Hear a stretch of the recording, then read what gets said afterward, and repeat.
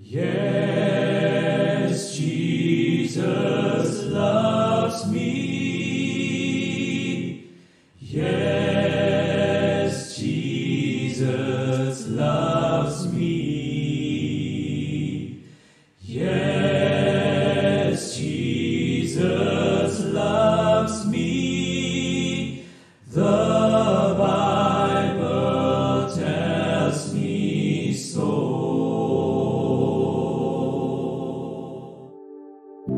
Shalom jemaat yang dikasihi Tuhan, kembali lagi bertemu dengan saya Jessica dalam RHS, Renungan Harian Sulung.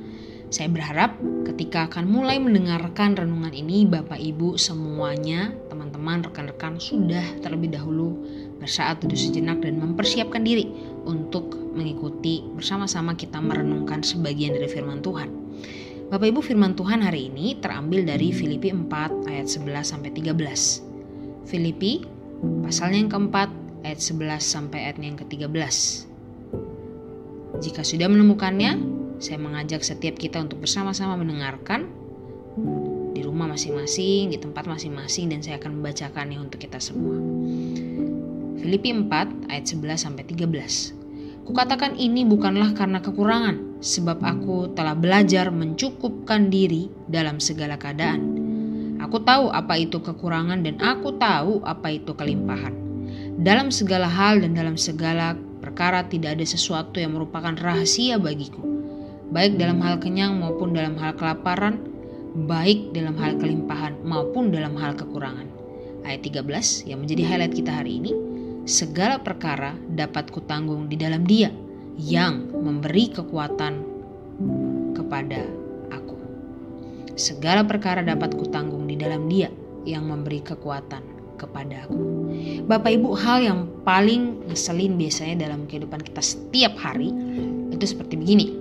Kita udah mau berangkat kerja atau udah mau berangkat ke satu tempat, ternyata kunci kendaraan kita hilang, Bapak Ibu.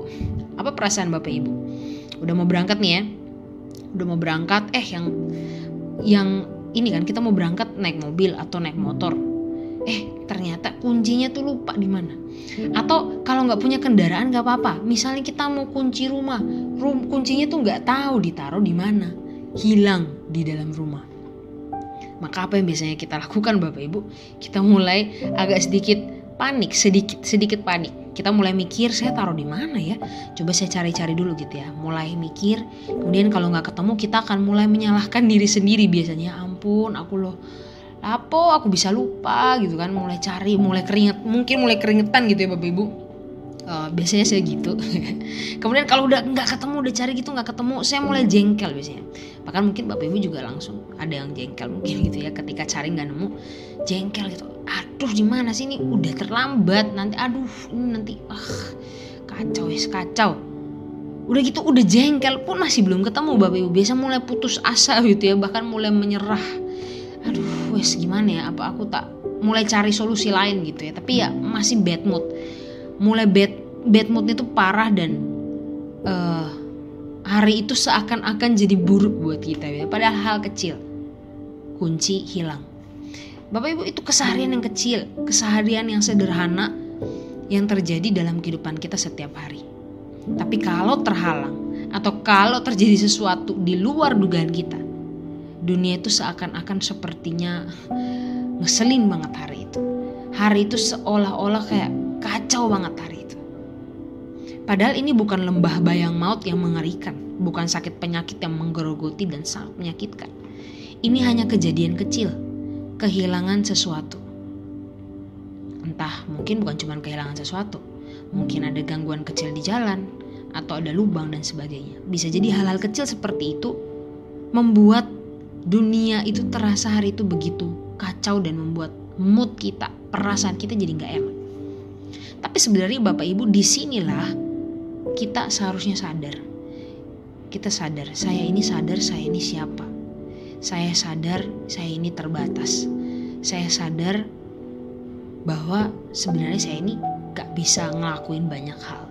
Saya pelupa, saya gak bisa ngontrol segala sesuatu. Bahkan sebenarnya momen-momen kecil ini menunjukkan berhala kita, menunjukkan apa sih yang sebenarnya kita andalin selama ini gitu ya. Ketika saya cemas waktu kunci hilang gitu ya, saya cemas, saya menyalahkan diri sendiri, aduh kok bodoh banget gitu kan, kok bisa hilang, kok ya apa sih aku kok naruhnya sembarang, aduh mulai kesel sama diri sendiri. Ketika cemas, ketika khawatir, khususnya dalam contoh tadi misalnya waktu kunci hilang, ada berhala kontrol. Kita merasa bahwa saya harusnya bisa kontrol, bisa jaga diri saya sendiri, tapi kenyataannya nggak bisa. Kunci aja nggak tahu, kunci aja lupa taruh di mana gitu ya. Atau mungkin lain, saya cemas waktu uang ini mulai menipis gitu ya, mulai ada perasaan gregetan dan mulai khawatir gitu. Sebenarnya ada berhala kenyamanan bisa jadi di situ. Dari hal kecil, perasaan cemas terhadap sesuatu.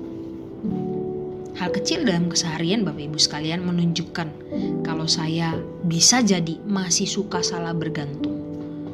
Masih suka salah bergantung. Filipi 4 ayat 11 mengatakan bahwa Paulus belajar dan hidup mencukupkan diri. Dia belajar untuk hidup mencukupkan diri. Kita tahu Paulus sudah merasakan namanya kapal karam, masuk penjara. Dia bahkan juga ada hal sukacita sebenarnya sih Bapak Ibu ya. Dia dilayani jemaat dengan baik. Setiap hal dalam kesehariannya Bapak Ibu, dia belajar merasa cukup. Merasa cukup itu bukan hanya merasa cukup secara perut begitu ya, tapi dia bisa tetap merasakan sukacita. Makanya kenapa di Filipi itu terkenal sekali sebagai satu surat yang menunjukkan sukacita Paulus dalam kondisi apapun gitu ya. Jadi dia merasa cukup dalam hatinya gitu ya, bukan cuma perutnya doang ya. Tetap ada sukacita, tetap ada kasih, tetap punya semangat melayani, tetap menjalani hari dengan baik. Walaupun saya percaya pasti ada banyak hal-hal kecil juga seperti yang kita alami gitu ya. Paulus juga pasti ngalamin, entah mungkin dia lupa akan sesuatu, atau dia miskom sama murid-murid yang lain, sama rekan pelayan yang lain. Dan saya rasa itu terjadi hampir setiap hari dalam hidupnya. Tapi dia bilang bahwa aku telah belajar mencukupkan diri dalam segala keadaan. Kenapa Bapak Ibu? Karena Paulus sadar dia harus bergantung sama siapa. Paulus tahu dia terbatas dan gak akan bisa lewati hari-harinya tanpa kasih karunia Tuhan. Makanya dia bilang di ayat 13, segala perkara, segala ya, berarti semua perkara dapat kutanggung di dalam Dia. Lihat ya, semua hal yang terjadi dalam hidupnya dapat dia tanggung, dapat dia lalui, dapat dia jalani di dalam Dia. Dia ini Tuhan yang memberi kekuatan kepadaku. Paulus sadar bahwa kalau dia bisa menjalani setiap hari dan dia bisa merasa cukup, dia tetap merasakan sukacita itu. Sehingga kalau bisa Paulus itu menjalani setiap hari dengan cukup, maka dia ingat itu semua karena dia terus cari dan dia terus bergantung sama Tuhan. Makanya perlu untuk bertobat dan terus berusaha ingat Tuhan, ingat libatin Tuhan. Pertobatan itu perlu Bapak Ibu, makanya kenapa setiap minggu kita di gereja kita ada tuh pengakuan dosa. Kita perlu ada momen untuk ingat lagi, iya saya ini sepertinya kurang melibatkan Tuhan mungkin dalam keseharian saya. Dari hal-hal kecil loh Bapak Ibu, tidak harus, kadang kita terlalu fokus dengan hal-hal yang besar sehingga kita lupa keseharian-keseharian kecil yang seharusnya pun kita perlu untuk libatin Tuhan di situ. Nah, biarlah firman Tuhan hari ini terus mengingatin kita bahwa segala perkara dapat kutanggung di dalam Dia yang memberi kekuatan kepadaku. Ayat yang terkenal tapi biarlah bisa terus terngiang-ngiang dalam hati kita, dalam keseharian kita. Sebesar apapun, sekecil apapun keseharian yang kita jalani, mari libatkan Tuhan. Dan biarlah dalam setiap jam, setiap hari kita bisa melihat bagaimana Tuhan itu luar biasa dalam hidup kita. Mari kita berdoa. Tuhan, terima kasih kalau Tuhan terus ingatkan kami untuk melibatkan Tuhan dalam segala hal. Kami rindu dalam segala perkara. Biarlah setiap hal yang kami lewati itu membuat kami terus mengandalkan Tuhan. Karena kami tahu tanpa Tuhan, tanpa kuat kuasa Tuhan, kami gak akan pernah bisa menjalani satu hari demi satu hari. Kami rindu Tuhan yang boleh terus berjalan bersama kami, Tuhan yang sadarkan kami, terus ingatkan kami untuk melangkah, menikmati setiap hari bersama Tuhan. Ini doa kami Tuhan, terima kasih banyak Tuhan yang sertai kami. Dalam nama Tuhan Yesus kami berdoa. Amin.